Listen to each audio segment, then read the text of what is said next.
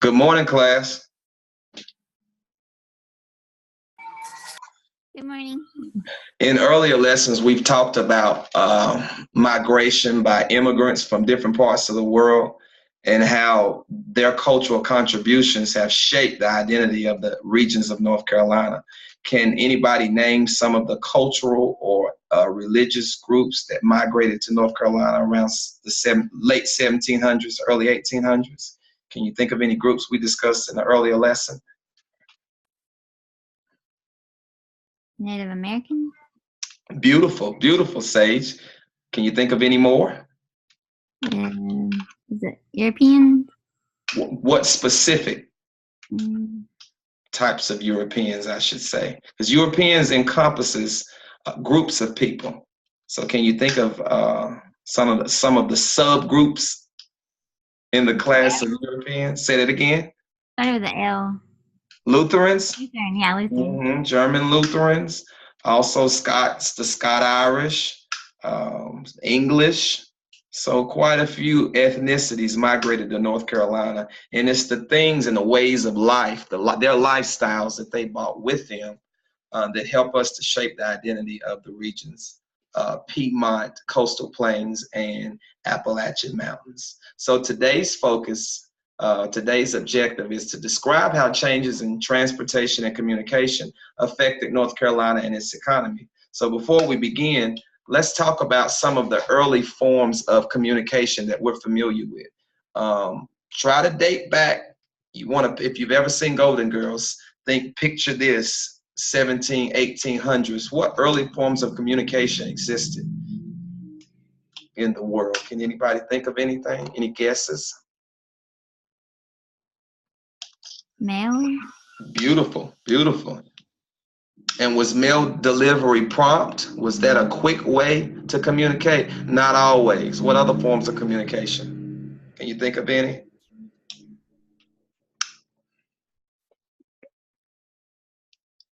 Signals? Signals? Yeah. What kind of signals? Smoke signals? Well, I don't know if that's mythical or not, but we can roll with it. What about transportation? Anisha, what are some early forms of transportation? The train. Okay. What about before the train came into existence? Wagons. Okay, what about before wagons were built? Horses? What about walking? Walking. That was the most common form of transportation. Walking, running, and crawling. So those are some, we're going to dig deeper into how transportation and communication and its new developments influence the development of our state around the time that it was created. So first we'll talk about transportation, and then we'll move into communication. All right, I need some volunteers to start reading. And as we read, take notes, highlight. If we come across some vocabulary that you're not familiar with, use your knowledge of context clues. Does everyone know what I mean by context clues?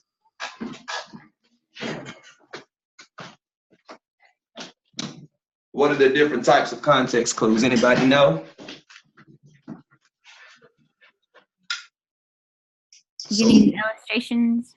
Well, if we're reading a text and we come across an unfamiliar word and we're looking to decode the meaning of the word, and I tell you to use the literacy strategy context clues, what am I asking you to do? How do I use context clues? The words around the word that you don't know? Bingo. Sometimes words before and words after the word in question defines the word. So the definitions, examples, illustrations, all of those are different types of context clues. So first we're gonna read about the history of transportation in North Carolina using the NCpedia website. And I can begin reading and then I'll ask you guys to take off. As you can see, the passage isn't real long, not real long at all. So shouldn't take us long, okay?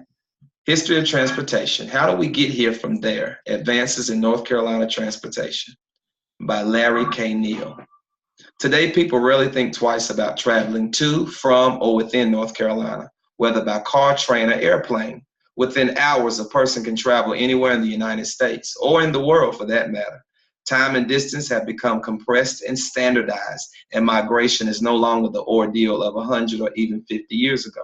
The earliest settlers arriving in present-day North Carolina and Virginia, several thousand years after the American Indians, came by ship across the Atlantic Ocean. Once Christopher Columbus made his voyage of 1492, people seeking new lives and adventures sought passage to the New World. When we say New World, what am I speaking of? America. Yeah, it was the undiscovered United States of America. They traveled on ships similar to the Elizabeth II, moored near Roanoke Island today. And can anybody take a guess as to what North Carolina region Roanoke Island is located in? Is it the Appalachian, the Piedmont, or is it located on the coastal plains? Coastal. Beautiful. The average voyage from England to the coast of what is now North Carolina, a trip that a modern airplane can make in about 7 hours, took approximately 2.5 months, 75 days. Settlers moved slowly inward from the Outer Banks in search of more land. So why do you think it took so long to migrate from Europe to here? Why do you think it took 75 days? Do you think it had anything to do with their methods of transportation?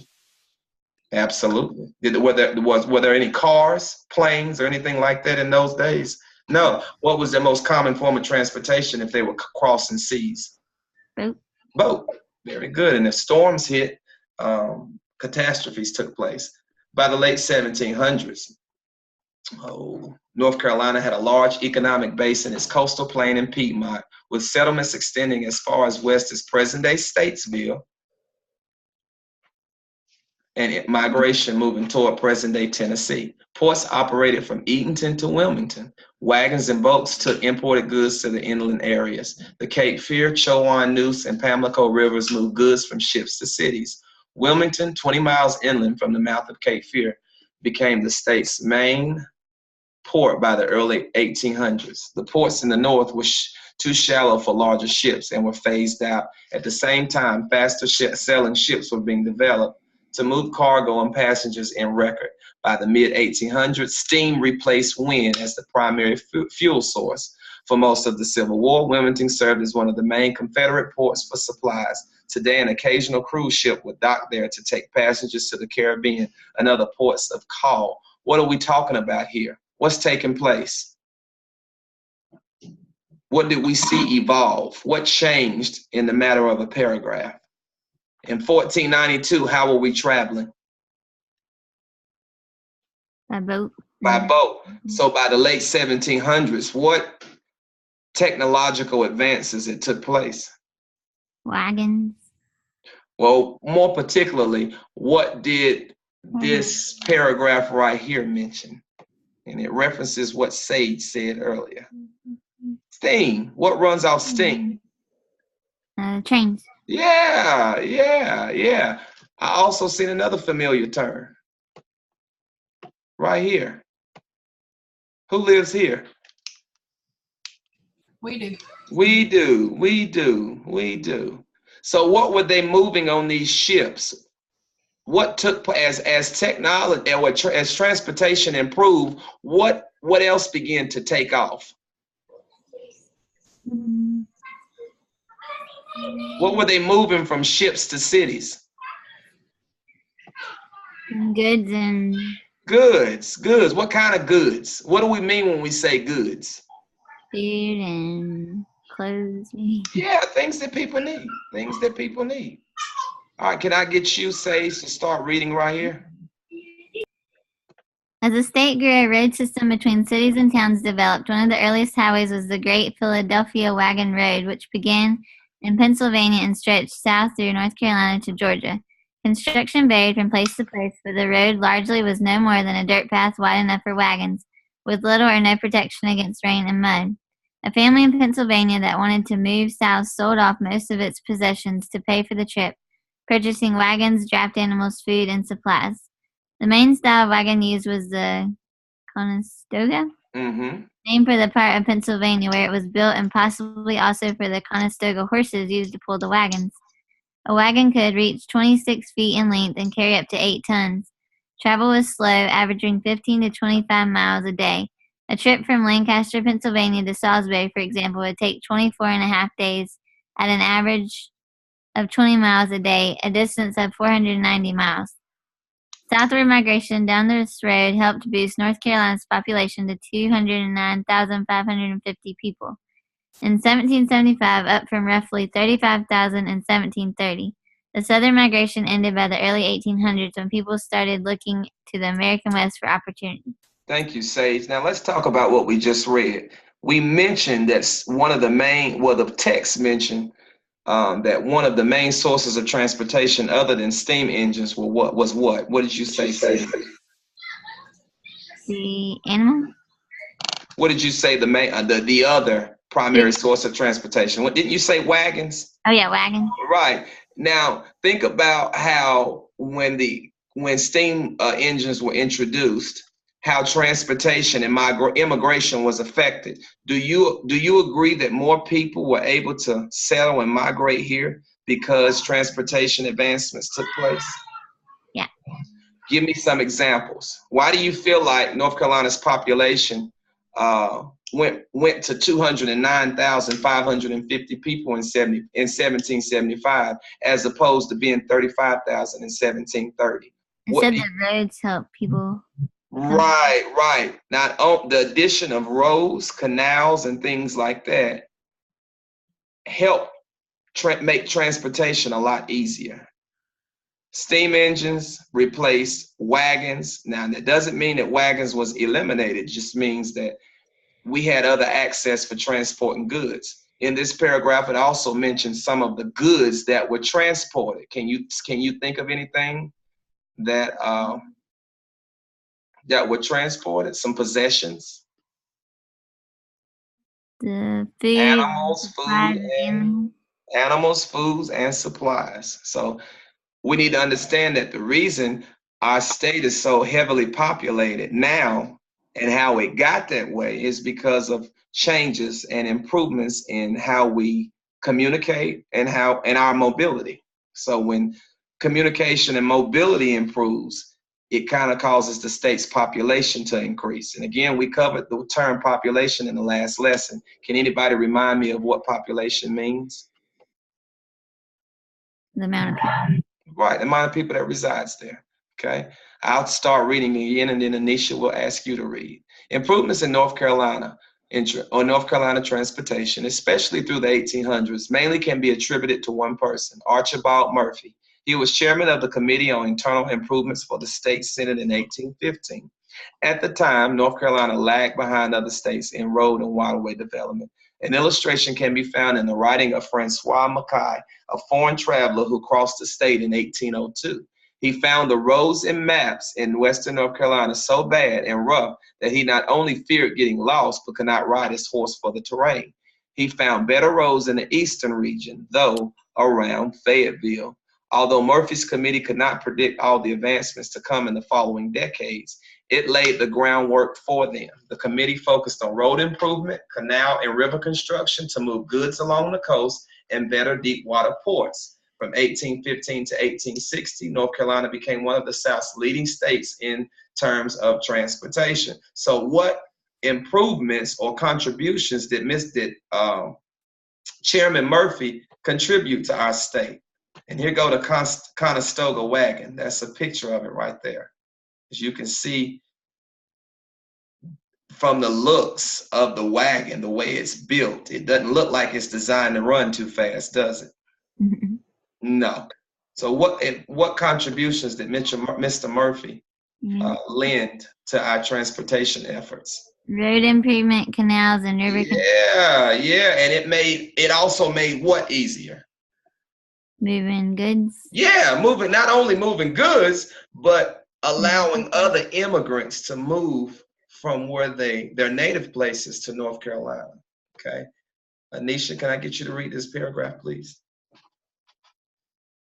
All the migration and development of commerce focus attention on the most vital link, road condition and construction. By the early 1800s, roads were still nothing more than wide dirt paths. In rainy weather, they turned to mud, while dry weather brought clouds of dust. Most roads had only one lane. When wagons met, one had to pull off the road to let the other pass. A new hard surface road needed to be developed. From the 1830s through the 1850s, corduroy and plank roads vastly improved travel throughout the state. Plank roads consisted of hewed or planed boards or trees cut square on both sides, placed side by side, giving wagons a smoother, more consistent surface than dirt.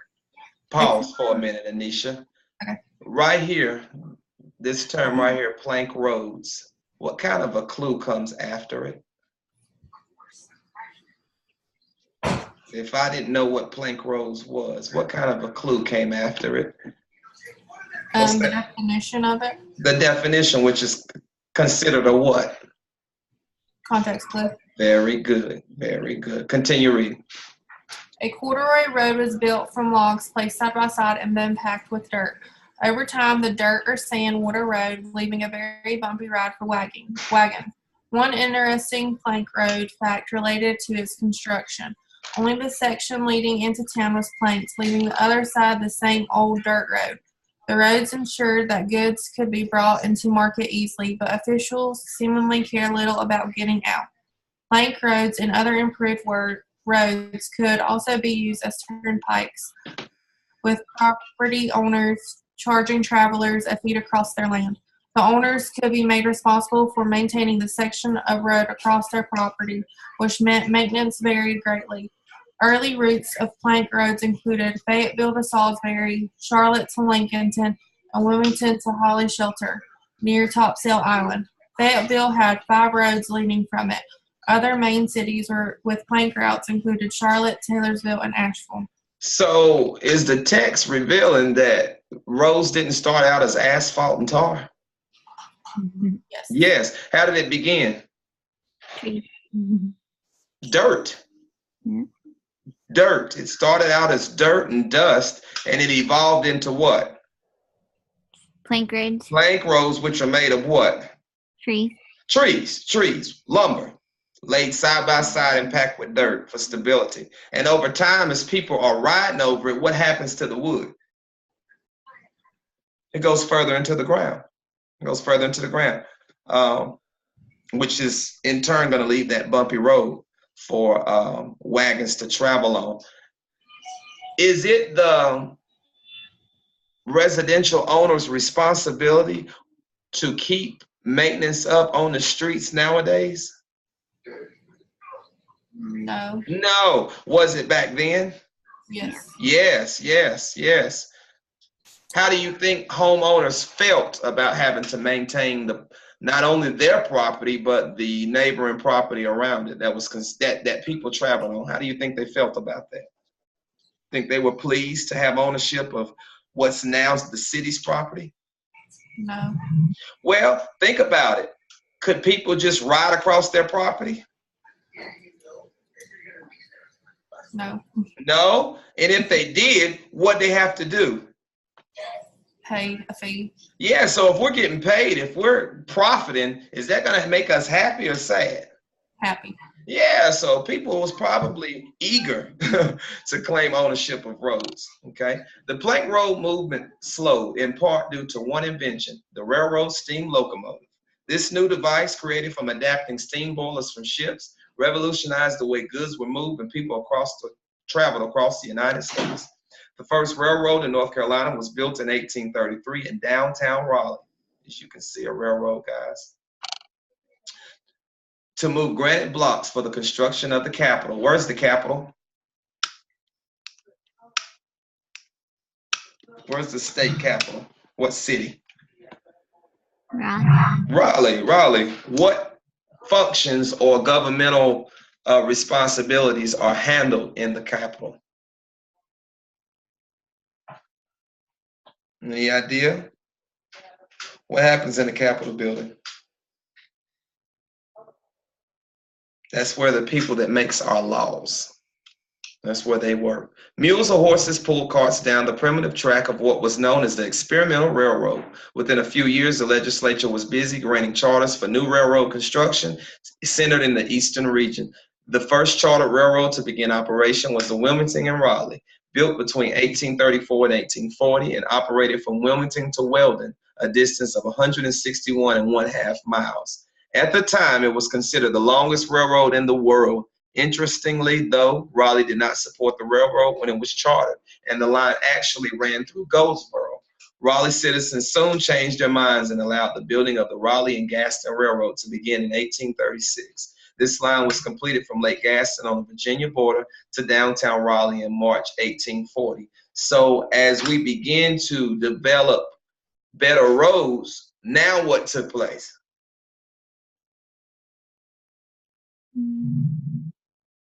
The railroad? Yeah, the railroad came. The railroad came, and how did it improve transportation efforts? Increased? Yeah, people were able to, it improved mobility. People could move faster and they could transport in larger amounts. So that was a great benefit. Railroads allowed people to travel much faster and farther on land. Locomotives could hit speeds of 50 miles an hour or more by the mid-1860s and close to 100 miles an hour by 1900.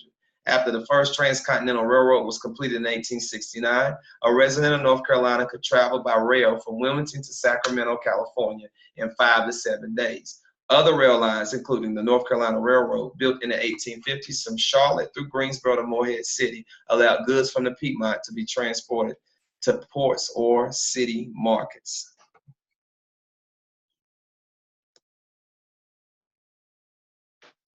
And I'm going to stop it here because the video I'm showing will sum up the rest. Okay, so as we transition, tell me one thing you've learned about the evolution of transportation, Anisha and Sage. Plank roads? Okay. What about you, Anisha? The railroad took a long time to evolve. Mm-hmm. It sure did.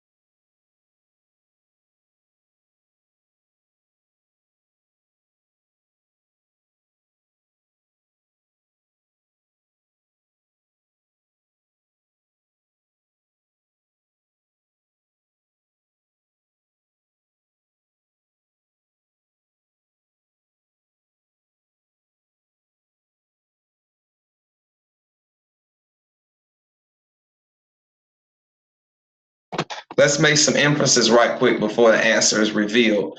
What did immigration, or how did immigration affect the car population, our vehicle population? How did it affect it?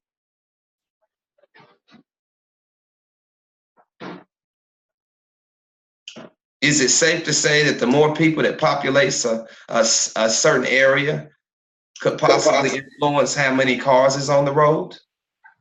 Yes. So in Charlotte, when they realized that they was having a lot of traffic, a lot of congestion, how did they respond to that? We couldn't hear it. Huh? We couldn't hear the video. Well, I'm so sorry. Sorry. Well, I'll go ahead and tell you. I'll go ahead and tell you.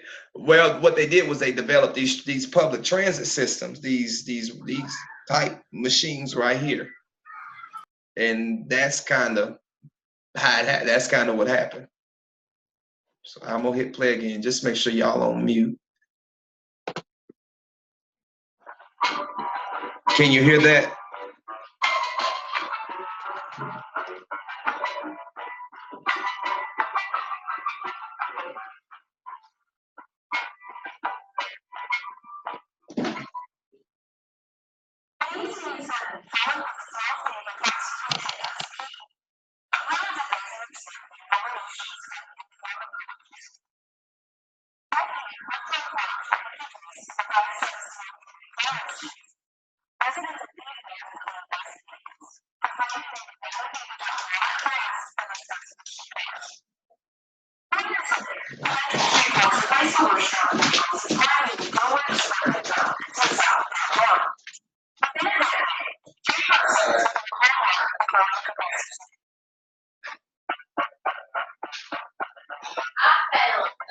Great freeway. Freeway right here on the road is nice. And they got out there.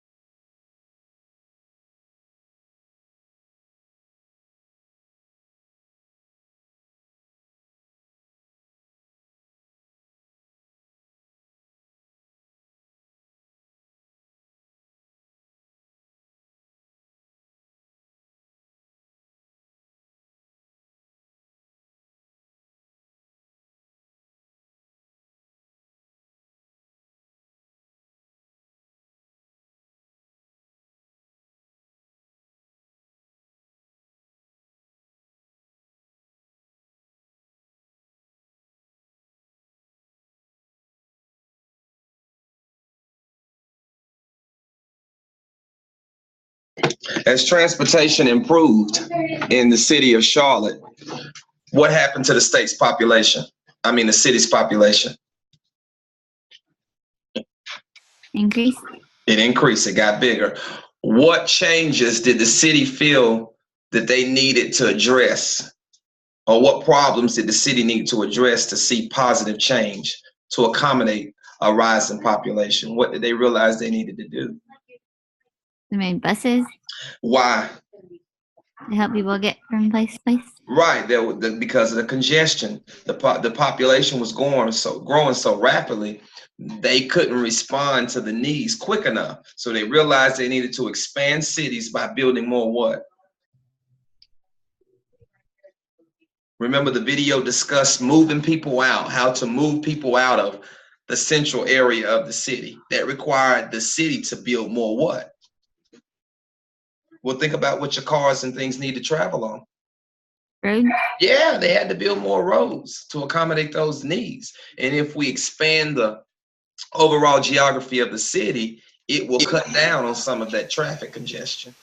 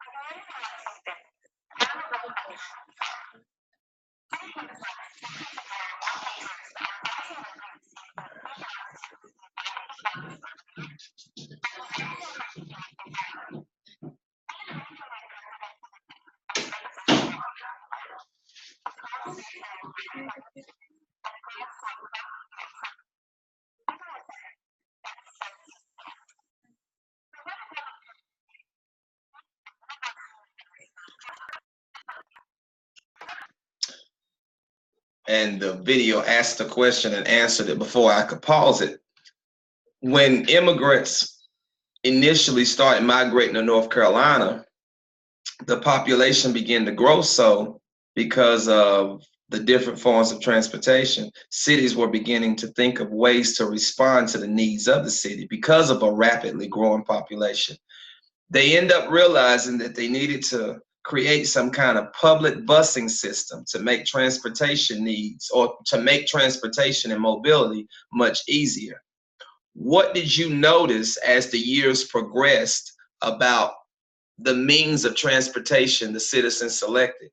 Was the public transit system the hot commodity from 1948 on up until now, or did it eventually gradually dwindle down as time progressed?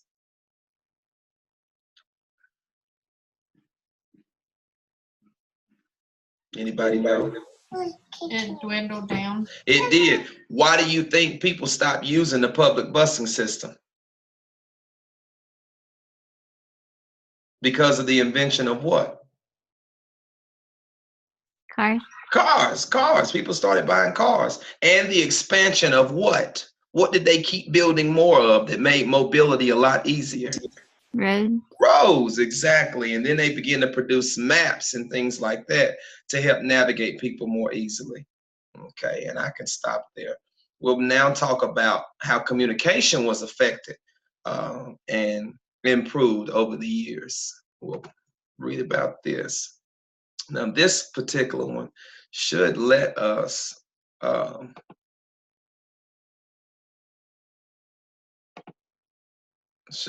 listen to it. And this one isn't as long. Okay. All right. As you can see, this is a picture of the telegraph. Okay. What do you think replaced the telegraph? Even before we read, what do you think replaced the telegraph?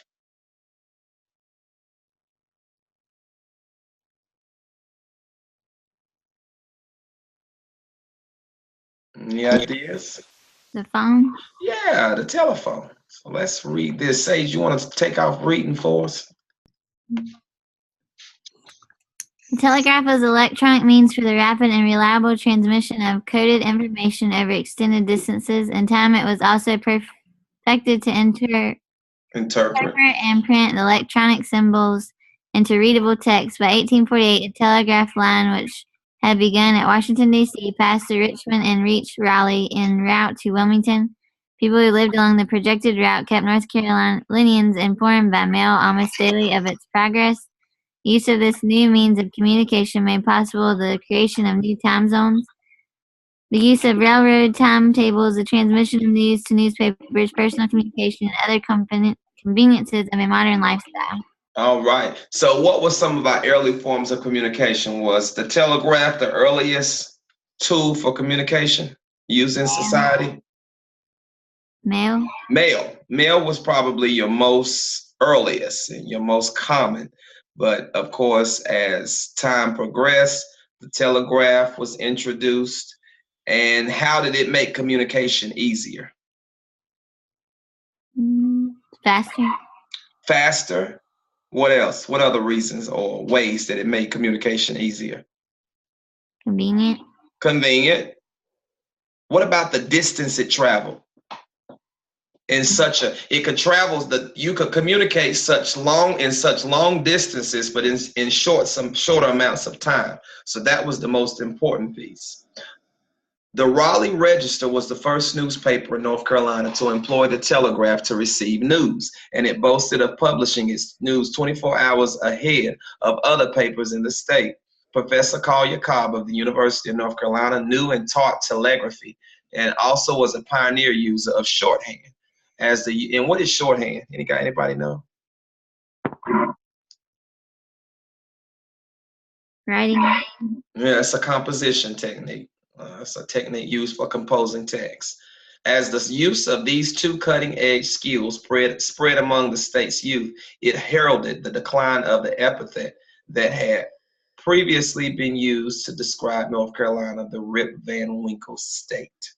Okay, so when communication improved, what else do you think took place? What else improved as communication improved in reference to North Carolina and its population? Do you think migration expanded? Do you think the numbers rose in terms of immigrants? Yes. Absolutely, absolutely, absolutely. Can you identify some examples of how communication influenced a more rapidly growing population? How did communication influence that? Well, for one, you have things like newspapers and other sources of communication that exposes people to different parts of the world. So that kind of, in many ways, motivates them to seek change or to move in different places. And the introduction of the telegraph made, of course, communicating with people across longer distances much easier. So now we'll watch a clip on the telegraph. And after that, we'll talk more about what we've covered today.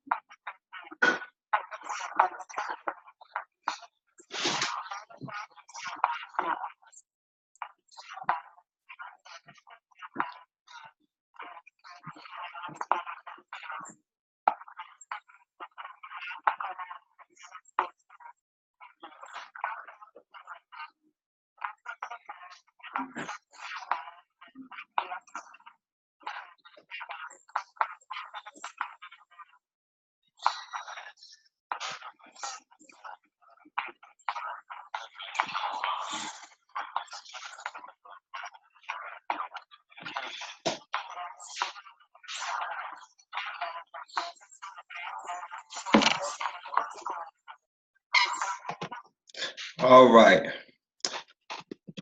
So let's talk a minute.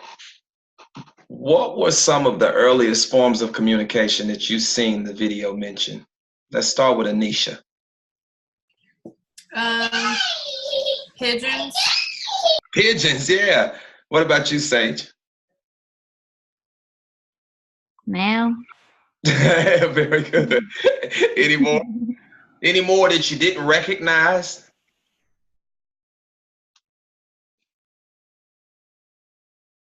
Some other forms of communication that you didn't recognize? Maybe some that you did. What are some that you did recognize? I know Sage mentioned smoke signal in the beginning of the lesson. I heard that confirmed. I also seen telegraphy. When did they stop using telegraphy? Do you remember when the video mentioned it? Was it recently?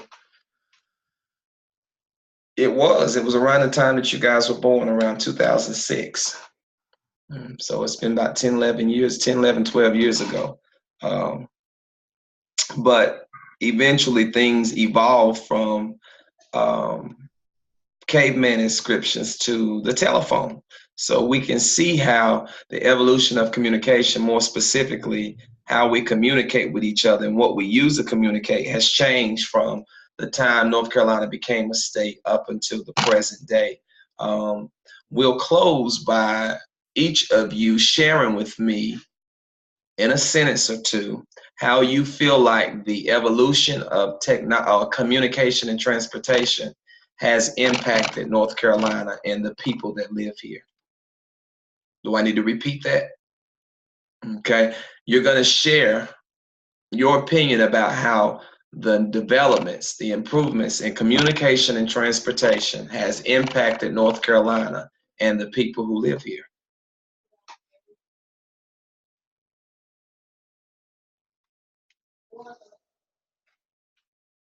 Whoever wants to go first. Transportation has helped people to live better. Yeah. Yeah. What about where they live?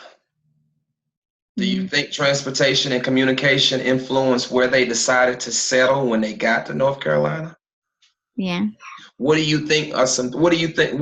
Take the perspective of the immigrant. What do you think they were thinking when they were trying to figure out where to settle in North Carolina? What region? What do you think they were thinking? Think they were thinking about mobility? What's easier to move? Yeah. Maybe thinking about which areas were more heavily populated than others. What areas could foster growth? Okay, so they probably had a lot of things in mind, huh? Somewhere that allowed them to be successful. Right, or to grow. Anisha, what's your take on how transportation and communication impacted North Carolina and people that live here? And wanted more people to come here. It costs more people to want to come here. Yeah. And why do you believe that's so? People were able to communicate what was happening here. Right. Because North Carolina was known, it was the transportation giant when it came to technological improvements in transportation. And I say technological, but I mean that, I guess it is technology that kind of expedited the evolution of transportation and communication in many respects. So this particular lesson was designed to expose you to how the regions were inhabited, or what caused them to have or host the cultures and religious groups that they have. When we begin to experience improvements in technology, communication, and transportation, it influenced heavier migration patterns, which in turn increased the state's population. And by these new cultures from various areas migrating here to North Carolina and settling in different regions of the state, they brought their cultural contributions and ways of living with them. And it's their identities and lifestyles that they brought with them and continued when they got here that helped shape the identity of our state and the state we live in right now. Before we close this lesson, I want us to make sure that we remember the 3 regions of North Carolina. Sage, give me one of the regions of North Carolina. Piedmont. Anisha, give me one. The coastal. And what's the one we're leaving out? Mountain. All right. In later lessons, we will explore other aspects of cultural contributions and its relationship to North Carolina. But as of right now, we will get ready for lunch.